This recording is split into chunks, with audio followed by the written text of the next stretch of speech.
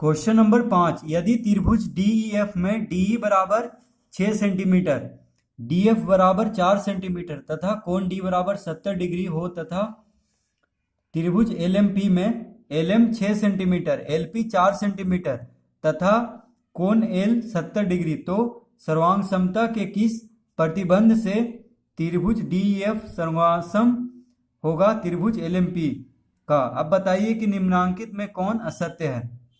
EF बराबर MP, कोण E बराबर कोण P एवं कोण F बराबर कोण M। तो देखिए क्वेश्चन नंबर 5 में त्रिभुज DEF, तो पहले हम त्रिभुज DEF बनाते हैं। यहाँ पे देखिए, मान लीजिए कि यह त्रिभुज है DEF, जिसमें कह रहा है DE बराबर, यानी DE जो भुजा है वो कितना है 6 सेंटीमीटर। तो हम यहाँ पे लिखते हैं, देखिए 6 सेंटीमीटर। और देखिए कह रहा है DE 6, DF 4 सेंटीमीटर, यानी ये कितना दिया हुआ है 4 सेंटीमीटर तथा कोण D, ये वाला कोण दिया हुआ है कितना 70 डिग्री। तो देखिए ये तीन चीज दिया हुआ है त्रिभुज DEF में, दो भुजा और जो दोनों भुजा से मिलकर के जो कोण बन रहा है वो कोण दिया हुआ है, यानी दो भुजा एक कोण दिया हुआ है। ठीक है, अब देखिए कह रहा है त्रिभुज LMP में, तो हम देखिए यहाँ पे त्रिभुज LMP बनाते हैं। ठीक है, मान लीजिए कि ये LMP त्रिभुज है। तो त्रिभुज LMP में LM कितना दिया हुआ है, ये दिया हुआ है 6 सेंटीमीटर। तो हम यहाँ पे लिखते हैं 6 सेंटीमीटर।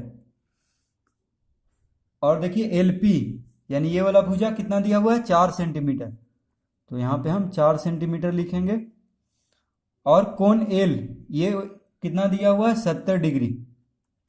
तो देखिए इसमें भी दो भुजा और जो दो भुजा से बन रहा है कोण, वो कोण दिया है 70 डिग्री। ठीक है, तो पूछ रहा है कि सर्वांग समता के किस प्रतिबंध से ये दोनों सर्वांगसम होगा त्रिभुज। ठीक है, तो हम लिखेंगे, तो देखिए यहाँ पे भुजा कोण भुजा, यानी भुजा कोण भुजा यहाँ पे दिया हुआ है, दो भुजा से जो मिल करके कोण बना है वो कोण दिया हुआ है, यानी भुजा कोण भुजा, इस तरह से हम इसको पढ़ेंगे। तो ये कौन सा सर्वांग समता हुआ, कौन सा प्रतिबंध हुआ, तो भुजा कोण भुजा। तो हम यहाँ पे लिखेंगे, यानी यहाँ पे जितना D है 6 सेंटीमीटर, तो यहाँ LM है 6 सेंटीमीटर, और यहाँ कोण D है 70, तो कोण L यहाँ पे 70 दिया है, और DF 4, तो LP 4। तो देखिए भुजा कोण भुजा क्या होता है, इसको एक बार हम समझ लेते हैं। तो एक त्रिभुज की दो भुजाएं दूसरे त्रिभुज की दो भुजाओं के अलग अलग सर्वांगसम हो और उन भुजाओं से बने हुए कोण सर्वांगसम हो, यानी बराबर हो, तो दोनों त्रिभुज सर्वांगसम होंगे। तो देखिए कह रहा है कि अगर दो भुजाएं त्रिभुज के बराबर हों और उन भुजाओं से बने हुए कोण, जैसा कि अभी देखिए त्रिभुज में हम देख रहे थे, दोनों भुजाओं से जो कोण बना है वो भी दिया हुआ है बराबर, तो दोनों त्रिभुज क्या होगा सर्वांगसम होगा। यानी यहाँ पे कौन सा लग रहा है, भुजा कोण भुजा प्रतिबंध से सर्वांगसमता प्रतिबंध कौन लग रहा है यहाँ पे, भुजा कोण भुजा, साइड एंगल साइड। तो यहाँ पे लिखेंगे भुजा कोण भुजा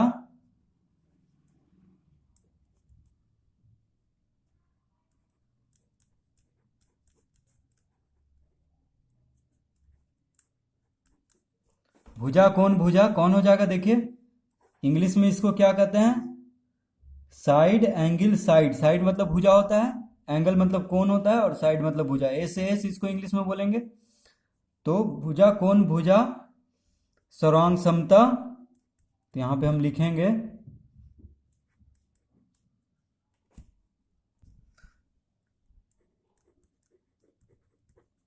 भुजा कोण भुजा सर्वांग समता प्रतिबंध से, यहां पे लिखेंगे देखिए प्रतिबंध से त्रिभुज, कौन त्रिभुज है DEF, क्या होगा सर्वांगसम होगा।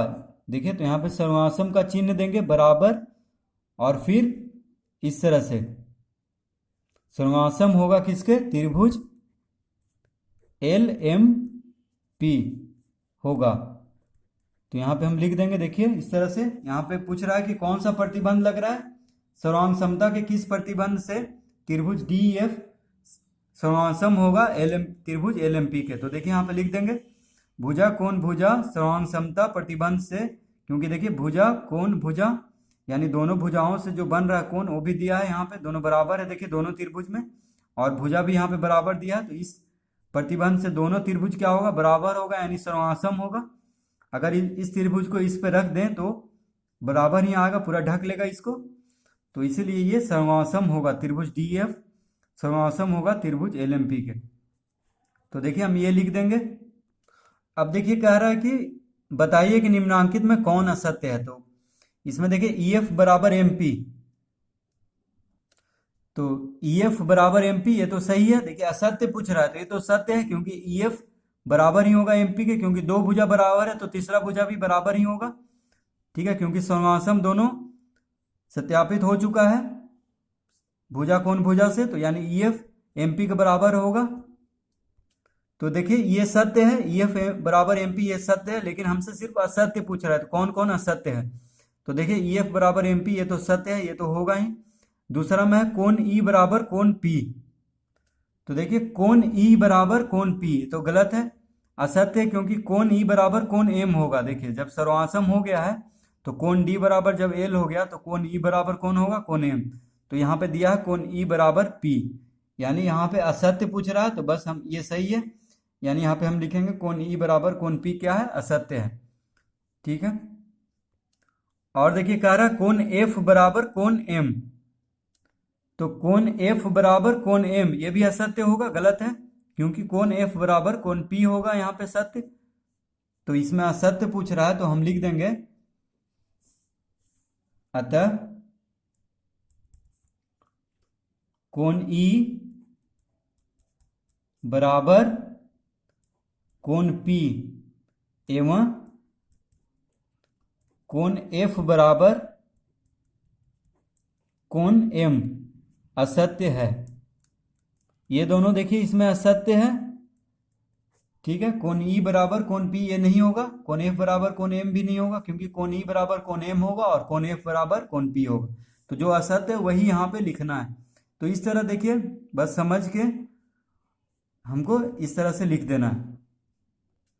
क्वेश्चन नंबर 6, यदि त्रिभुज ई एफ जी में एफ जी बराबर 6 सेंटीमीटर, कोण एफ बराबर 55 डिग्री तथा कोण जी बराबर 40 डिग्री हो तथा त्रिभुज एक्स वाई जेड में वाई जेड बराबर 6 सेंटीमीटर, कोण वाई बराबर 55 डिग्री तथा कोण जेड बराबर 40 डिग्री हो, तो सर्वांग समता के किस प्रतिबंध में त्रिभुज ई एफ जी सर्वांसम है त्रिभुज एक्स वाई जेड होगा। यानी सर्वांसम त्रिभुज ई एफ जी जो है सर्वांसम त्रिभुज एक्स वाई जेड होगा, किस प्रतिबंध से पूछ रहा है, सर्वांग समता के। अब नीचे के रिक्त स्थानों को उचित उत्तर से भरिए। तो देखिए जब सर्वांसम होगा तो यहाँ पे देखिए उसी के अनुसार इसको भर देना है।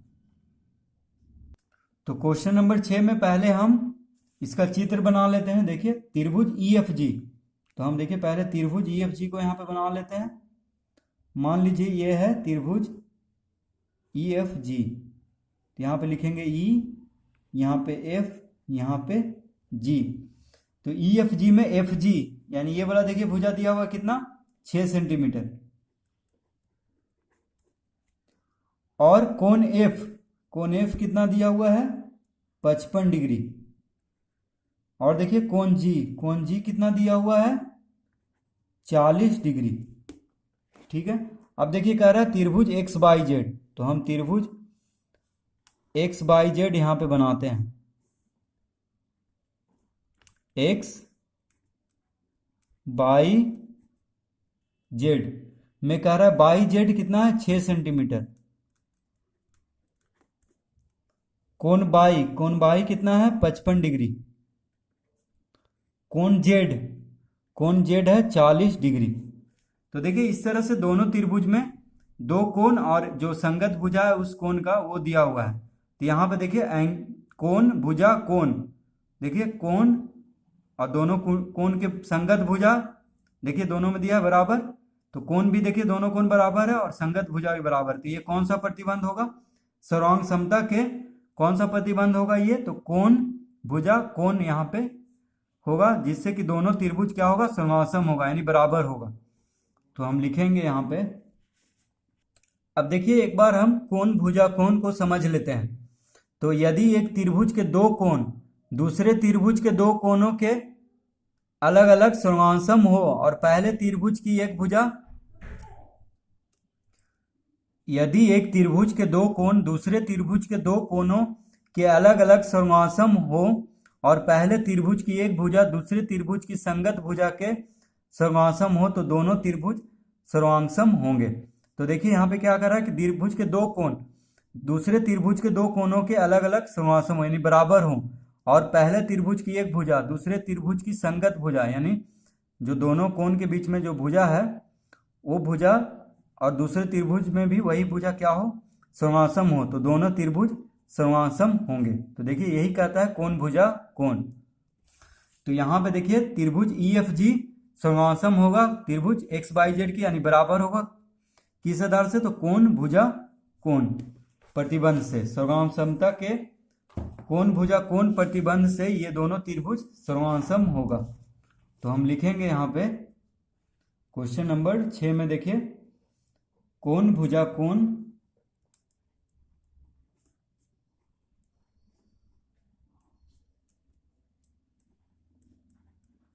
जिसको कि इंग्लिश में क्या कहते हैं, कोण का हो गया एंगल, भुजा साइड और साइड, तो एंगल साइड एंगल यानी कोण भुजा कोण समता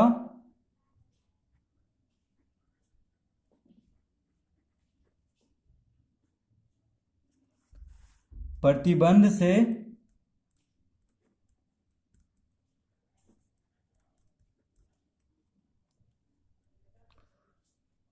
क्या होगा, त्रिभुज EFG सर्वांशम। तो सर्वांशम का देखिए इस तरह से हम चित्र बनाएंगे, मतलब चिन्ह देंगे, सर्वांशम का चिन्ह है ये। EFG सर्वांशम होगा त्रिभुज XYZ होगा, यहाँ पे लिख देंगे होगा, ठीक है। यानी कोण भुजा कोण सर्वांशमता प्रतिबंध से त्रिभुज EFG सर्वांशम त्रिभुज XYZ होगा, ठीक है। अब देखिए पूछ रहा है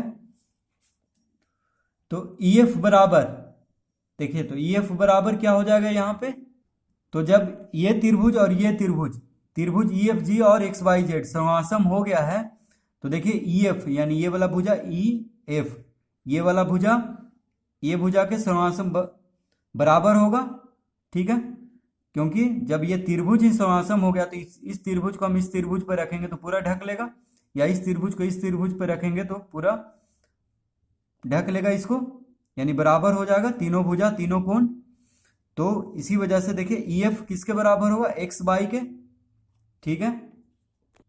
तो हम यहां पे लिखेंगे EF बराबर XY, यहां पे क्या भरेंगे, देखिए XY, ठीक है। अब देखिए यहां पे ZX,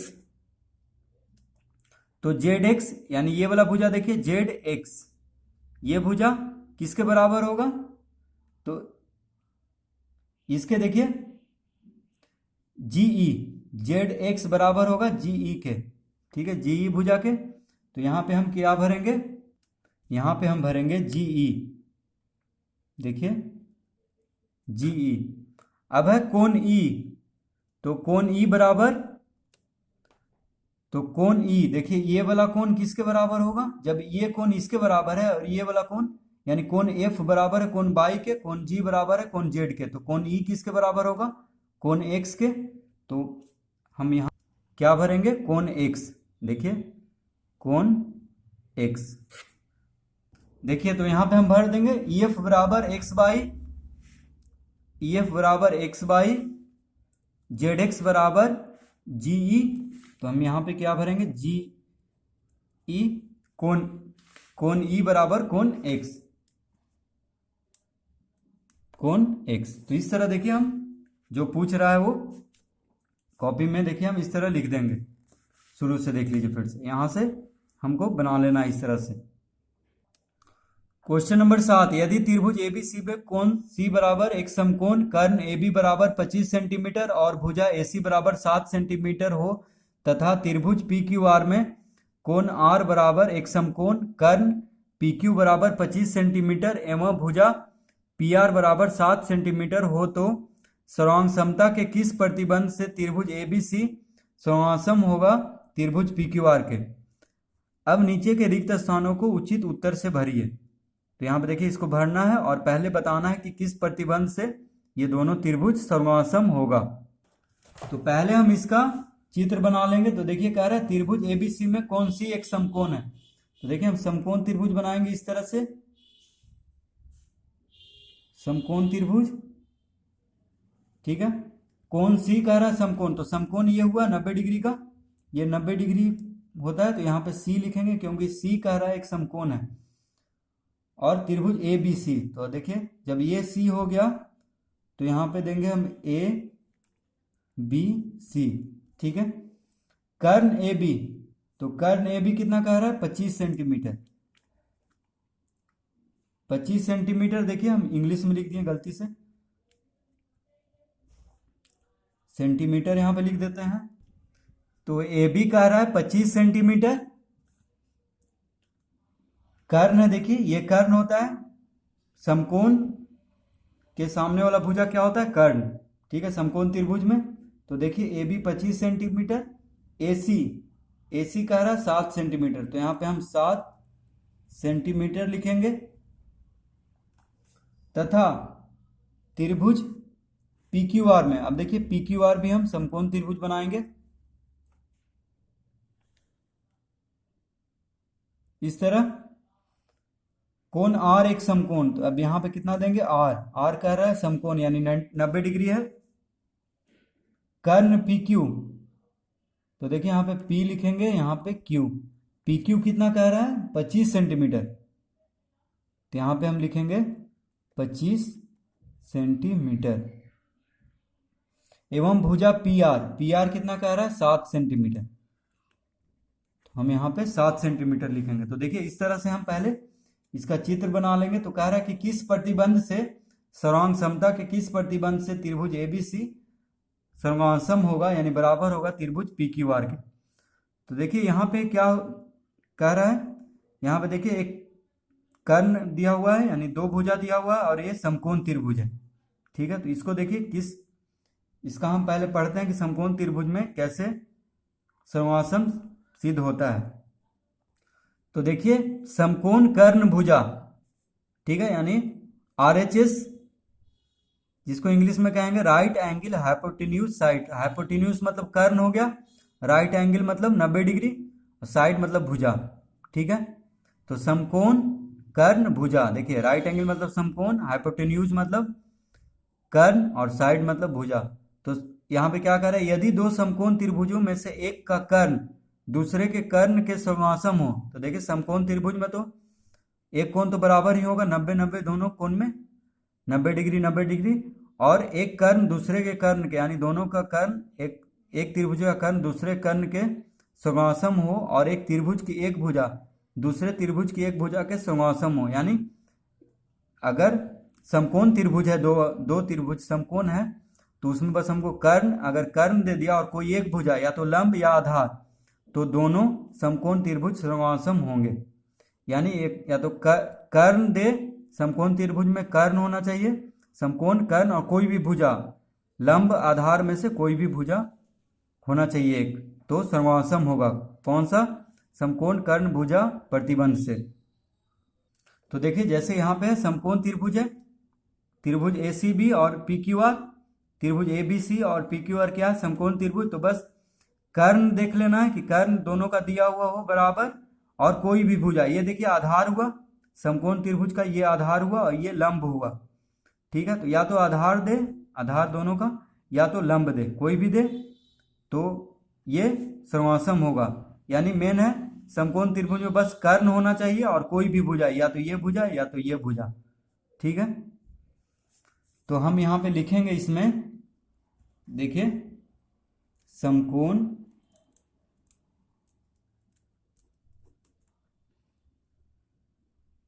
कर्ण भुजा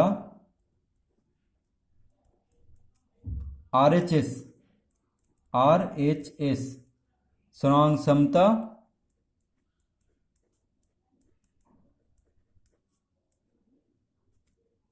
प्रतिबंध